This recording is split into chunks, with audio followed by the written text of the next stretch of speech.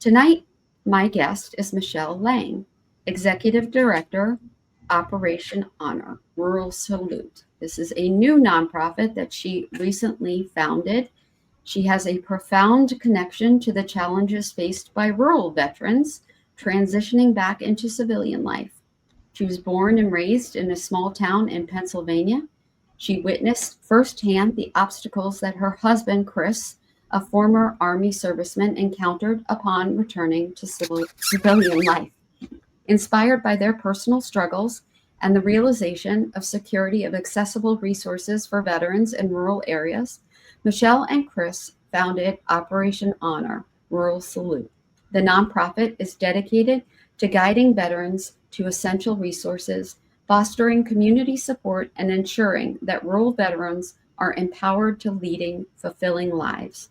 Michelle's leadership is driven by her deep commitment to service and her passion for making a lasting impact in the lives of those who have served her country. Good evening, Michelle. How are you tonight?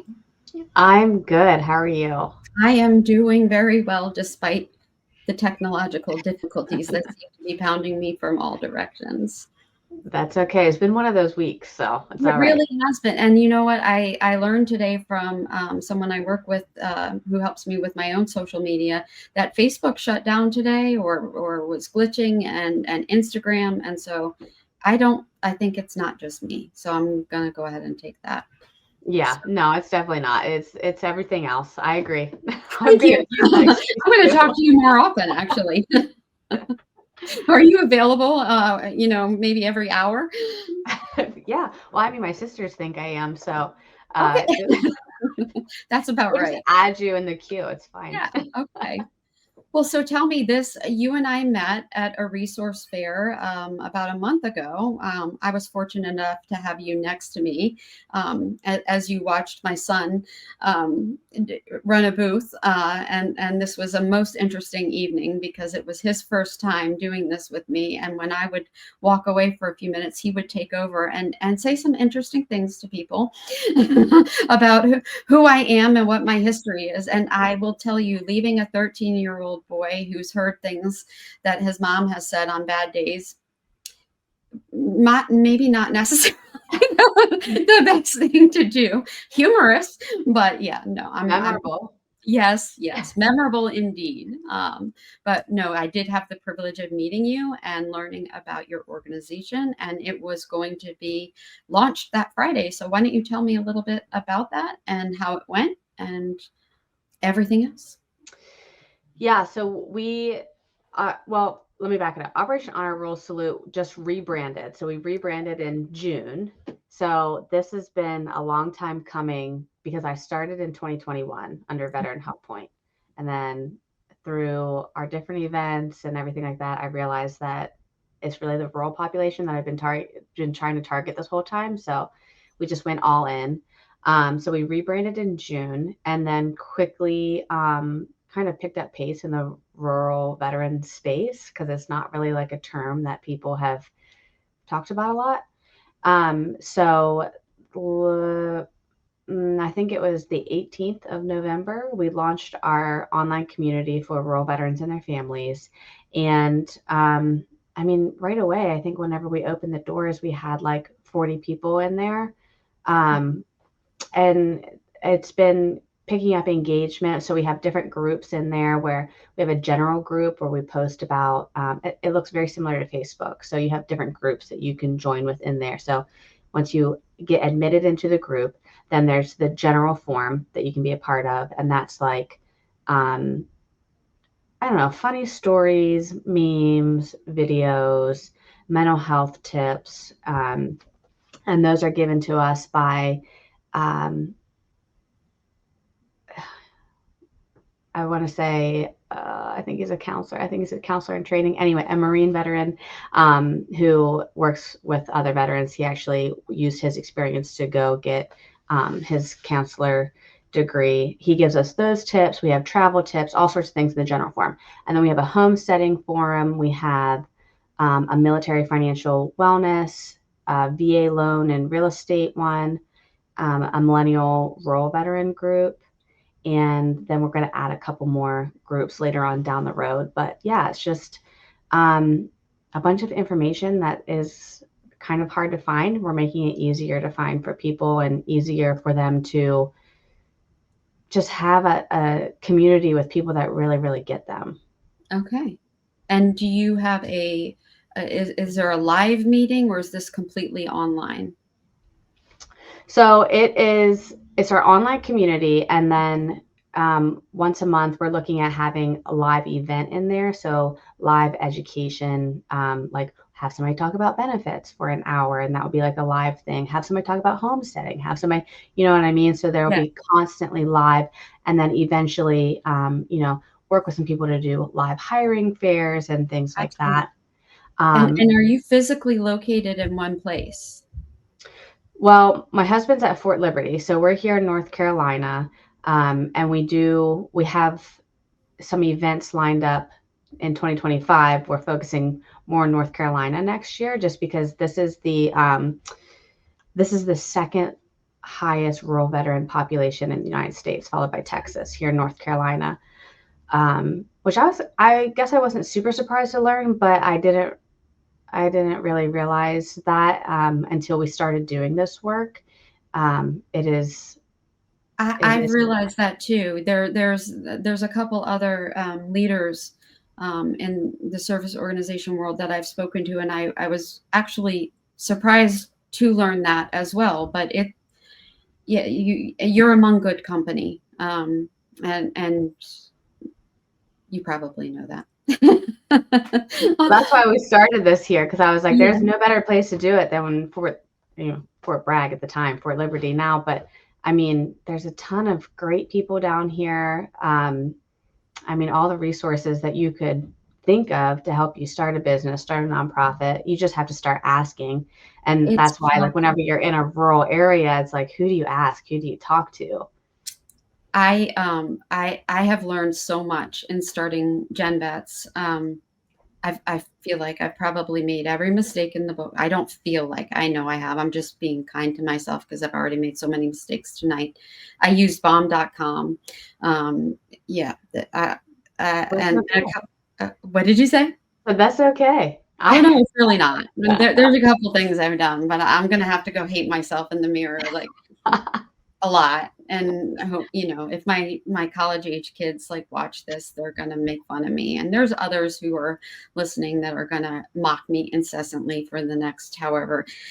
Even if I beg for them to edit some of these before I mean, this is live, right? But then there's the podcast that'll go up. I feel like if they really loved me, they would edit some of this stuff, but they don't. They say that they can't, but I just think they won't. Because there should be some degree of things that could be like, for everybody's best, for our best interest, this should happen, but it doesn't. So I've made some mistakes. Anyway, there are a lot of mistakes that I have made with GenVETS, but I've learned a lot, and just how many different things that are going on in a different space, in a different place, that are shocking. That being one of them, that North Carolina is such an interesting place. I'm not sure any of that made sense either, but I'm following you. It is an interesting place. I'm interested every day. I don't know. The other day I was like, I have longed to stay somewhere for a while. You know what I mean?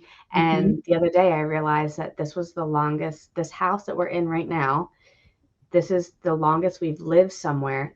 Me personally, this is the longest I've lived somewhere since 2013. is that right? And yeah, and I was like, oh, I thought that would make me feel good, but that really doesn't.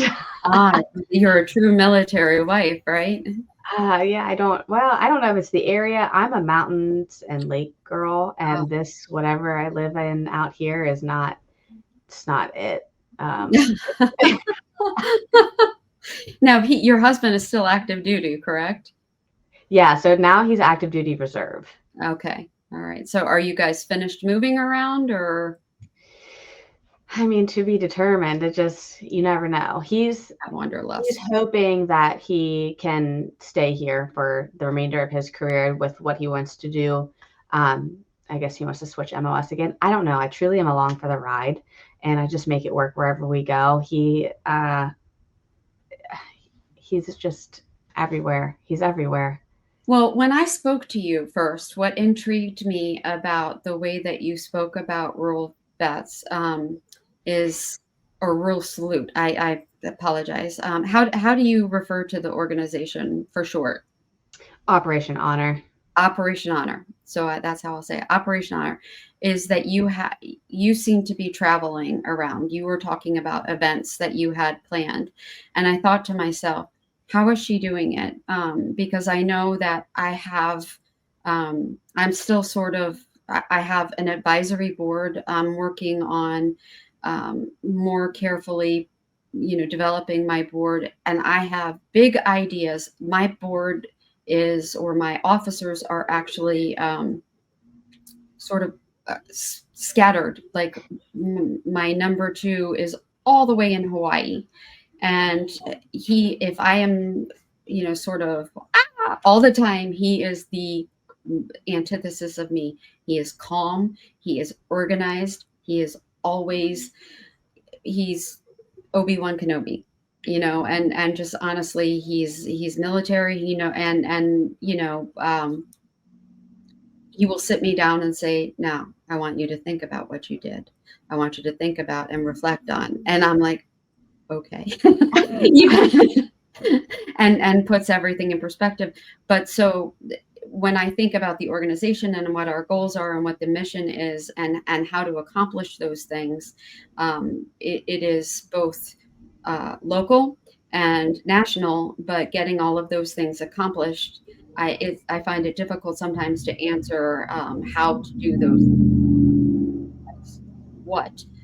So I'm wondering the same for you. You focus on North Carolina, but with your online presence, you cater to all across the country. Do you have do you anticipate having some of those live events be created by cohorts that are created in different states? So I would like to ideally have ambassadors in every That's state. great. Okay, Um, that's the word. I Yeah. I kind of did it a little bit wonky because I'm from Pennsylvania, and so I knew that I had a built-in volunteer system in Pennsylvania. I knew that I could guarantee my family would help me because I would. That's just what we do.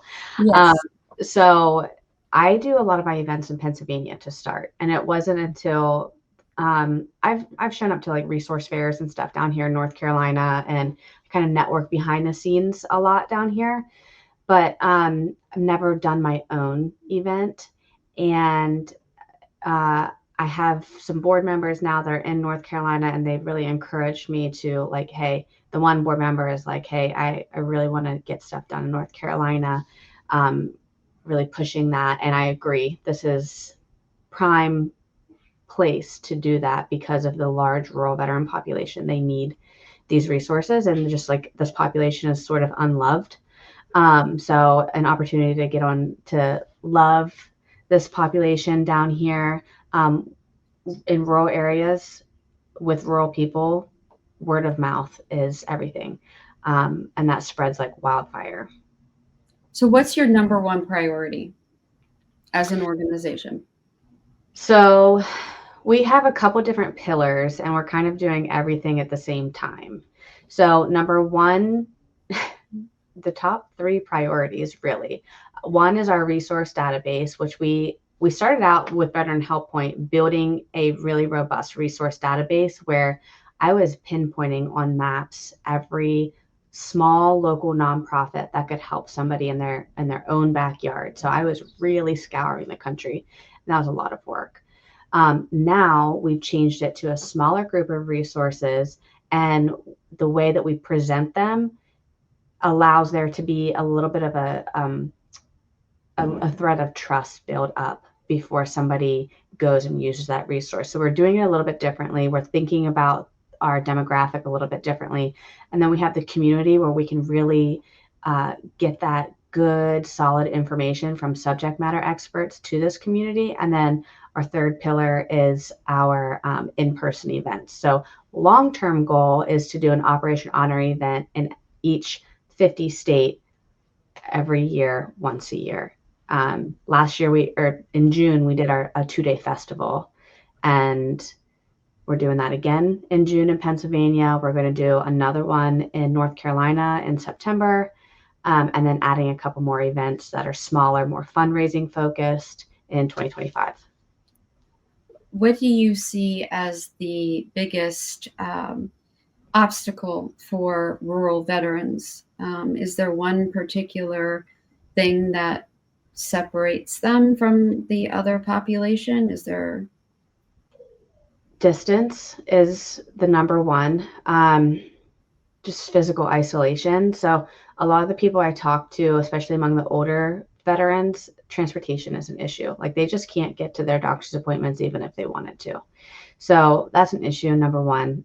Even if they could, they're probably not people that are going to be using telehealth unless there was a familiar place that had telehealth available that they could go to, which we are working on seeing what that looks like. So physical isolation, also not having a lot of groups that you can go. Like there are not a lot of meetups happening in rural areas where you can go and talk to other people with similar interests as you. So how are you getting those bits of information? How are you sharing your struggles, what you need help with? You're really not. So people, even more so in rural areas, are suffering in silence and just like trudging through and getting the work done.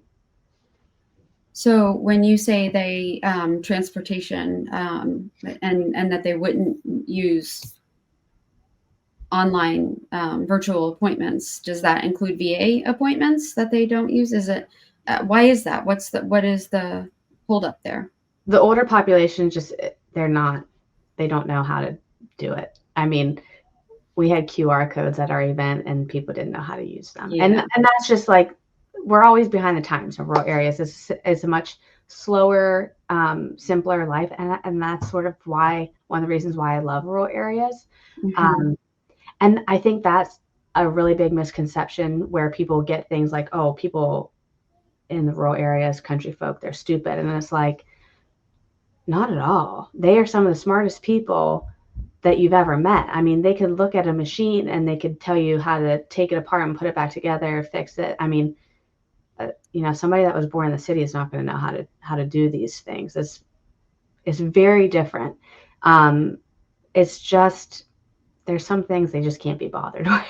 Right. Well, their lack of desire to adapt to one doesn't necessarily mean stupidity.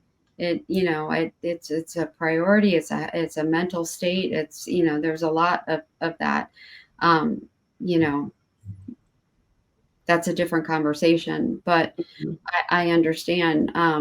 But transportation and getting to doctor's appointments is not it. That isn't just a veteran specific problem for rural communities. It is definitely something that the population struggles with, I think, in general. And when you're dealing with elderly patients as well. Is there one priority that you have with, I would say, with VA that you handle, or that you're that's a priority? Is there one priority with VA that you would undertake on behalf of veterans? I really would love to help establish more trust between veterans and the VA. Personally, we started our nonprofit in 2021 because my husband got denied care at the VA and became suicidal. So we did not have a good relationship. And that was just that one place. That was that one location. When I started talking to more people in other VA systems, they care a lot. They really, really do. And unfortunately, a lot of times, one bad apple spoils it for, the rest of your life, and you're missing out on this care and these benefits. So I would really love to help the VA have more of a presence in rural areas and establish that trust. That way veterans can get the care that they need, that they've earned. Well, I'd love to be a part of that with you. And we've talked about partnering, and I think that together we can do that. And both with me providing, the veterans benefits training and things like that, which I am more than happy to do, whether both in person traveling down and to do this for you, the live trainings, your virtual trainings, and also to be clearing up some of those misconceptions, misperceptions, some of which aren't necessarily to say that those things didn't happen, and that you know that they're wrong to be feeling the way they are, because they're not. Mhm. But it's just sort of a coming together and figuring out where to go from here, and to understand that there are differences in the way things are being done now.